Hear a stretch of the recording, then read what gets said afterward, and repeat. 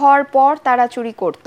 এবার আগে ভাগেই সংসদ নির্বাচনে একটি দল ৪৫ জন চোরকে মনোনয়ন দিয়েছে বলে মন্তব্য করেছেন এনসিপি দক্ষিণাঞ্চলের মুখ্য সমন্বয়ক হাসনাত আব্দুল্লাহ। পটুয়াখালী ২ আসনে ১১ দলীয় ঐক্যের প্রার্থী ডক্টর শফিকুল ইসলাম মাসুদের সমর্থনে বাউফল পাবলিক মাঠে অনুষ্ঠিত সমাবেশে তিনি কথা বলেন। হাসনাত আব্দুল্লাহ আরও বলেন, তরুণ প্রজন্মের রক্ত ও আত্মত্যাগের বিনিময়ে ক্ষমতায় এসে শাসক গোষ্ঠী বারবার সুবিধা নিয়েছে। এবার কোনো হুমকিতেই সে সুযোগ দেয়া হবে না। ভোট কেন্দ্রের নিরাপত্তা নিশ্চিত করা হবে।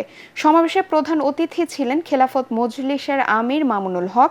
বিশেষ অতিথি ছিলেন দেলোয়ার হোসেন সাঈদীর সন্তান শামীম সাঈদী সহ জোটের নেতারা।